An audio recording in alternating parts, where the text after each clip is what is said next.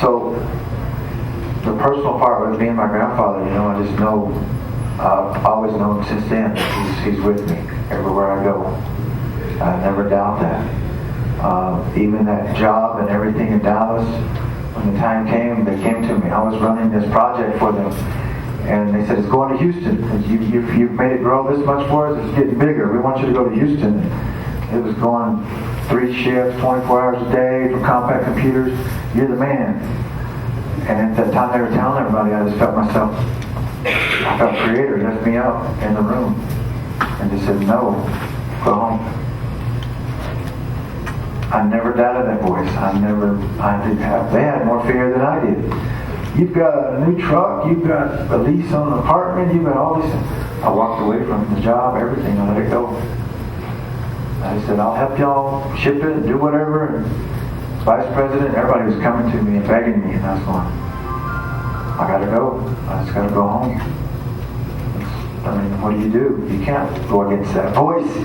You know what it is, though. You're like, I can, but I'm going to be miserable. Especially in Houston. Anybody in Houston? Sorry. So, they were like, it's just like Dallas. I said, it's not. So, but I knew I had to walk away from it and go seek other things. And then, early on before I started making that change, the dream came. This powerful, powerful dream. And then it was, I was laying in my bed, and I couldn't move. I was paralyzed. And I was like, I couldn't get up. It was like Brother said, when you're like that, you just fight and fight. And there was these 3 lights. They were just making this figure 8, 3 of them. There was 4 in the room, and these 3 was making this figure 8, like this above me. And then there was this crazy looking, I don't know what he was, standing in my doorway. Some face you'll never forget, with this bandana on and everything. And I thought, who is this crazy guy? I've never seen this face before. And he's standing in my door, and he looks at the light, and he goes, and that light just came in me. And I was like, I can win, you can't win, I'm going to win. And it stayed in, and then it just came out, and went through the wall. Did that 3 times, another one stayed like that. And I kept looking at it, I'm sweating, I'm kicking, I'm fighting all the way. And this face, it's wearing me out already. And I'm thinking, who is this crazy man looking at me? And these lights were going like this, and then all of a sudden the other one did it. I did it 3 times, and I just fought them. I felt like I won. Yeah, they went out. The 4th one stayed right up where the ceiling and the wall meet. It stayed there, just floated. And I was like, okay, I guess I'm going to have to take this one on too. And he just sat there. And I looked at him, I looked at the light, I looked at him. And all of a sudden that light just turned into that E.T. It just turned into that white head with the big black eyes. And I said straight up, whoa, what was that?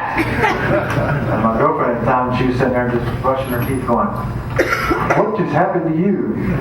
She said, that dead me was just going all over the place. And I sat there going, you will never believe what just happened. And so I kept walking with that dream and all these things, and the hawk and everything was coming to me. I had friends in Dallas that danced, powwow dance, and I play music, so another friend is Park Creek, Park Lakota. Me and him hooked up playing music, but his brother did traditional northern dance. He invited us down to dance with him and hang out. Gifted his brother a whole eagle fan. Gifted me my first eagle feather. And just said, all he said was, welcome back, brother. I was like, wow, check this out. I mean, I was floating that whole day.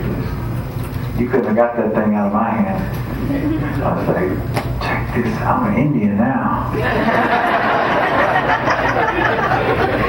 Oh yeah, we was at the powwow now. Hey girl. That's cool, huh? I'll get some moccasins next. I'm dancing, I'm over there, look at the drum and all that. It was pretty fun, but me and him were just floating. We were just like, blown away by his brother gifting us. We didn't expect it, he didn't tell us, so. But just that awakening part, just more of that awakening. Everything was waking me up, and So making that journey, those things. But then I started reading about being Choctaw. Who am I? Where am I from? I started going back to Mississippi and researching, going to the mounds. We're mound builders. And who am I? Where am I from? All this stuff. Still remembering the dream. It's like it happened there. I still feel it. It's right there. It's not going to go away. So I'm walking with all this stuff, and I'm reading about Vision Quest. I start reading this stuff. Yeah. Because I was with my buddies, I was drinking and doing my drugs, and all of a sudden I would just like go off into this. I couldn't be around everybody else. I couldn't be around. I had everything, all my friends, all the drink, all the drugs you wanted. But I would just I'd have to go somewhere and just sit. And they'd ask me, what's wrong with you? I don't know. I'd go out to my car and I'd just sit out there and cry, and I would just be crying, going, man, dude, what's wrong? Come on, it's party. I can't. I don't know. I got to do something else. I got to go somewhere else. I can't do this anymore. And so they all thought I was messed up. Something's wrong, really wrong with me. But I just had to start researching. I was looking in the Vision Quest. It says, go on the hill, go talk to Creator. You don't need anything, no food, no water. Yeah, okay. That's what I need to do.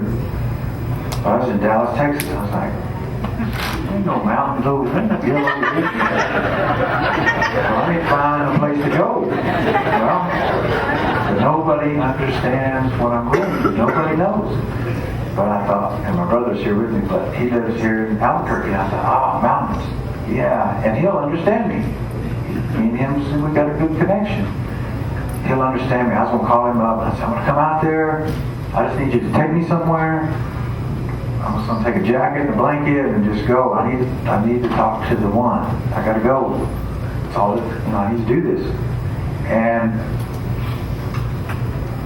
right about that time, like I said, I let the job go. Everything was. I was just sitting. My sister calls me. She lived in North Texas. She says, I'm moving. Can you help me?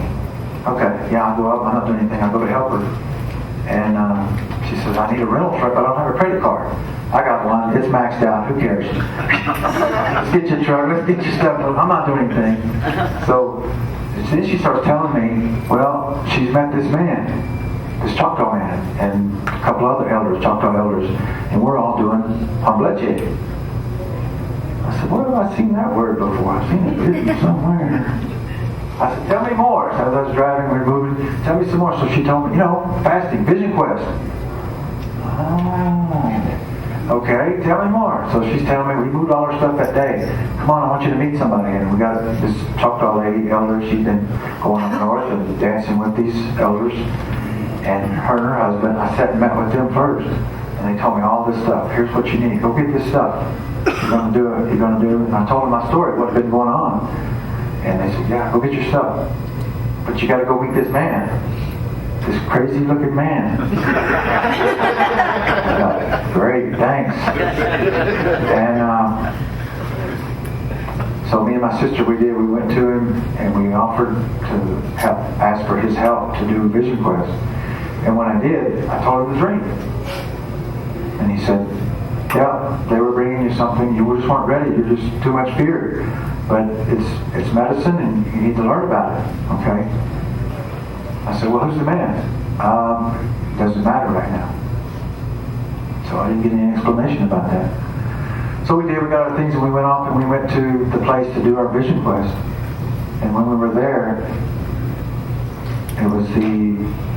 we were doing purification on that fourth morning. He wakes me up really early.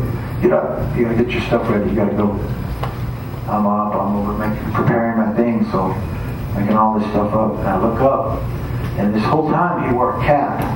Through the whole days we've been together, he wore a cap. Also this day, he puts a bandana on, a red bandana on, and I went, what the heck? I said, hey, Preston, come here. Yeah. Remember that dream? He said, yeah. You're the guy in the dream. Yeah, okay. I can tell you everything. And walks off.